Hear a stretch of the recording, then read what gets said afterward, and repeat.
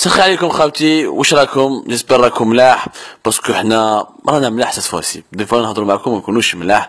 من قبل هضرنا معكم قدام مارشي نويل، قلنا لكم اتونسيون حنا نحبوا المولود باش ما تقولوش حنا مع لا نويل اكسيتيرا. شفنا في مونبولي، درنا شويه في مونبولي، حكينا شويه مع اصحاب مونبولي واش باش نعرفوا واش راهم يخموا في بلادنا، كاسكي بونسو دالجيري. واليوم درنا اون غروند رونكونتر مع دو الجيريين الله يبارك عليهم، اللي انا شخصيا سيت اون فيرتي اللي تلاقيت بهم، وديجا كتبت عليهم دي زارتيكل، مي كي تلاقيت معاهم اون بيرسون سي ديجا بيان. اوني شي بدر الدين اللي راهو قدامنا هنايا، ان جون الجيريان اللي دوك حكي لنا حكايته نقصروا معاه شويه. كان غاني ان غران بري سيانتيفيك هنا، وراهو يخدم هنا كوم شيرشور اون فرانس. il fait le bonheur de la France en attendant de faire le bonheur de l'Algérie. وراهو قدامنا نزيم ماجور دو برومون تاع باب الزوار، بصح ماشي في لاكوانش، في القرايه. il a fait une spécialité très technique وراهو يكمل لي زيتيد تاعو في فرنسا. نبداو برك خويا بدر الدين ونتحاكوا شويه بيناتنا. بدر الدين عطيني لاج تاعك اكزاكت والباركور تاعك، يعني بريفمون كيفاش لقيت روحك tu fais de la recherche scientifique هنا en France et pas dans ton propre pays en Algérie, toi qui d'après ce que j'ai compris un supporter du CRB, un amoureux d'Alger. Ben, merci beaucoup Abdou. C'est un grand honneur. اللي جيت لعندنا لهنايا للدار شفتنا. Tout le monde ne fait pas cette démarche de se déplacer, d'aller vers les gens. Donc حاجة مليحة بزاف اللي هكذا tu fais l'effort وتروح عند الناس وتشوف الناس كيفاش راهم، كيفاش راهم عايشين، كيفاش راهم يفكروا، بالك يفكروا بطريقة مختلفة على وحدين اخرين. دونك هكذا في امكانية باش الناس تقارن بين لي ديفيرونس. دونك سقسيتني على هو لاج تاعي. دونك مو شي ني 15 اكتوبر 87. دونك عندي 28 سنة دوكا. j'ai fait une licence باب زوار، ومن بعد مور باب زوار j'ai voulu نروح بعيد، حبيت نزيد نكمل شوية، نروح بعيد ماكش نروح بعيد. Donc j'avais décidé de faire un master ici en France. Donc j'ai fait un master, un premier, j'ai fait un deuxième master aussi. Et juste après, je voulais vraiment faire de la recherche. Donc j'ai commencé une thèse de doctorat donc en neurosciences. وعلاش les neurosciences, علاش le bonheur de la France comme tu l'as dit, le bonheur de l'Algérie. Je pense qu'en gros, il y a pas de différence. La recherche, c'est un monde international, il n'y a pas de nationalité. Donc c'est un point très important et fondamental. Donc mais cache une différence. Quand on est chercheur, on est chercheur. On n'a pas de nationalité. On travaille pour la science, pour une cause qui est, ça dépend selon les gens qui font du basic science, donc de la recherche fondamentale, ou ceux qui travaillent directement en lien avec des pathologies, donc des maladies, comme dans mon cas, je travaille sur l'épilepsie. Donc, c'est pour une cause qui est humaine. Donc, c'est des spécialités qui aussi n'existent pratiquement pas en Algérie, malheureusement. Donc, voilà. Donc, en attendant, comme tu as dit, de faire un jour le bonheur de la recherche algérienne, oui, effectivement, ça va être l'étape suivante. Mais là, Badr, tu as gagné un prix, qui est un prix important, tu veux nous en parler maintenant, le prix de quoi il s'agit. Et bah, question simple, Walash, un jeune comme toi, qui a ton âge, n'est pas à Alger pour faire de la recherche. Qu'est-ce qui manque à la Sabek pour des jeunes comme toi puissent rester encore à Alger et faire de la recherche? Donc, en fait, si on veut résumer le parcours d'un jeune chercheur, il est fondamental pour un jeune chercheur, que ce soit sa nationalité, d'aller voir ailleurs. Peut-être l'herbe, elle a une autre couleur. Le gazon n'a pas la même couleur. Il faut aller voir ailleurs, faire ses preuves dans un autre contexte. Donc le prix, c'était pas, j'avais pas postulé pour ce prix-là pour essayer d'avoir une distinction ou là-bas. باش نقولوا كيما نقولوا في ألجيري نقولوا بلي شغل تولي حاجة كبيرة، ماشي في هذاك le contexte là. Le prix, c'était beaucoup plus, il faut voir ça comme une subvention d'argent. C'est-à-dire, une subvention, ça te permet de continuer un processus qui a été entamé, c'est-à-dire dans la recherche. Donc, ça te permet, ça consolide ce qu'on a trouvé. Donc, ça veut dire, donc ça c'est le premier objectif. Le deuxième objectif c'est le nerf de la guerre qui est l'argent. Donc ce prix t'as ramené combien? T'as ramené de l'argent pour expliquer aux Algériens. T'as jeune Algérien, même Belcourt là, t'as ramené un prix d'un million et demi d'euros, c'est ça? En fait non, pas du tout. Donc là il faut non. Justement pour préciser les choses. En fait non, c'est pas un prix d'1,5 million. Donc c'est un prix de 30 000 euros. Donc c'est 30 000 euros qui sont consacrés pour la recherche scientifique. Voilà. Donc oui, ce n'est pas pour moi c'est juste voilà une petite récompense qui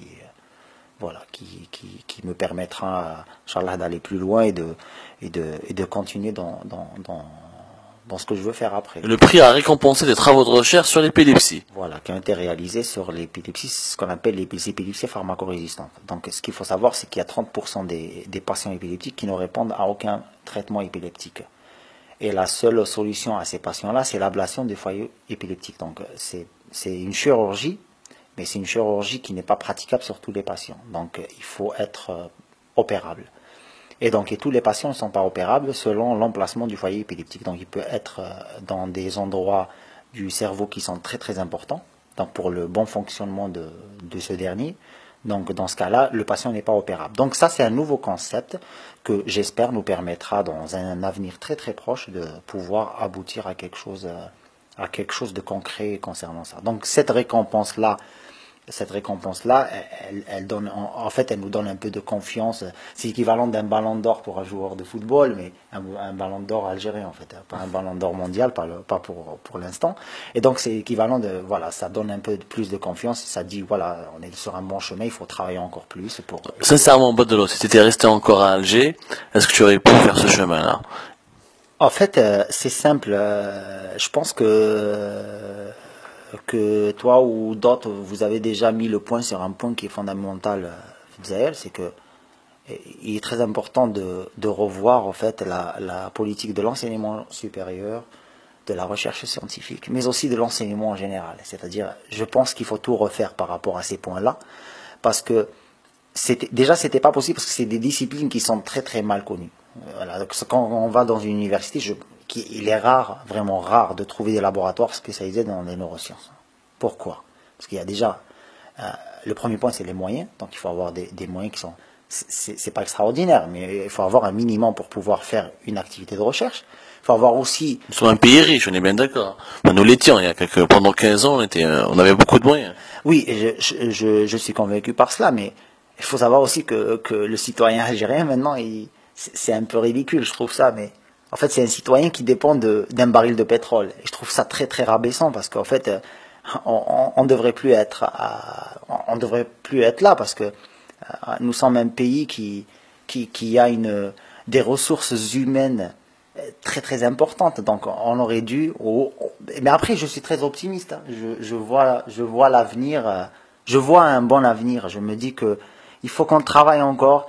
Il faut qu'on persiste, il faut aller de l'avant, il faut se dire toujours, je pense qu'il ne faut pas voir derrière et se dire, allez, on peut changer les choses et c'est maintenant ou jamais, quoi. Mais il faut oublier le prix du baril de pétrole qui doit décider de notre enseignement supérieur, de la structuration, bref. Donc ça, c'est beaucoup plus des problèmes politiques que je te laisse à toi, parce que moi je suis un amoureux de la science beaucoup plus, et du football. En parlant de travail, justement, Nazim, qui est à mes côtés, et avec lequel on a partagé cette soirée, donc il m'ont plus avec des jeunes, il faut qu'on fasse des soirées. Nazim, donc, t'as beaucoup travaillé, où tu étais major de promo de l'université de Bab Zouar, qui est la plus grande université d'Algérie. En tout cas au niveau de la superficie comme au niveau de beaucoup de choses واليوم راك في مونبوليير راك تقرا حكينا على لي كونديسيون تاعك انت ثاني اخوتا كجون كيفاش علاش ما ماجور دو برومو ما يقعدش في بلادو في الجي ويخدم ويليسي de faire auprès de sa famille ce qu'il peut-être est en train de faire ici. Je pense est-ce que tu galères ici, est-ce que tu ne galères pas, comment c'était en grosso modo c'est une obligation pour toi de venir en tant que major de promo? D'abord, je voulais vous remercier d'être déplacé jusqu'à nous pour nous rencontrer. Pour ce qui est de mon parcours, certes, j'étais major de promo en Algérie, à Bab Zouar, dans la faculté d'électronique. C'était une formation basée sur les télécommunications. Il y en avait 3. J'étais le major de promo de l'une d'elles. Et pour comment dirais-je, éclaircir la chose, la faculté d'électronique en Algérie est composée de deux parties, l'informatique et de l'électronique. L'informatique avait des bourses à l'étranger et de l'électronique non. Alors j'ai tapé à toutes les portes. On avait écrit un article sur ça. Ensemble, sur Algérie Focus. Ouais. Mais rien n'a été fait. Alors je me suis décidé de faire mes démarches et de venir ici. tout simplement. Pour quelle raison? Pour te perfectionner, pour faire quelque chose. وش يعني وش داك تجيبها هنا؟ راك ما شو دبروا سبحان الله يعني الله يبارك. J'aurais pu rester là-bas, mais vu ma petite expérience lors des 6 derniers mois de stage de mémoire, j'ai vu que en faisant de la recherche en Algérie, on ne pouvait pas se développer aux espérances des chercheurs, des vrais chercheurs et des potentialités qui pouvaient donner un plus pour ce pays. وعلاش؟ Je dirais un manque d'encadrement, tout simplement. Il y a les moyens, il y a le financement pour, mais elle n'est pas dirigée, tout simplement. Il y a des individualités, mais il n'y a pas un collectif qui sert à être une locomotive pour mettre le train en marche, tout simplement. لو كان لقيت الكوليكتيف هذا الجي سادات يسخي با فنو هنا en France وقعد في الجزائر. Certainement. Parce que je vous cache pas, le niveau ici n'est pas, certes, il est mieux, ça, je ne le nie pas, mais il y a pas un grand écart entre les deux, tout simplement. Le bon étudiant en qualité, je parle de la qualité, il peut aisément se retrouver ici. Donc حاب تقول لي خويا نازم باللي ce que tu es en train de faire هنا en France on peut le faire à Alger يعني نقدروا نديرها. Non, pas forcément. Non, pas forcément. Parfois, je dis, il y a le manque d'encadrement ne pourra satisfaire l'étudiant ambitieux, tout simplement. C'est ça.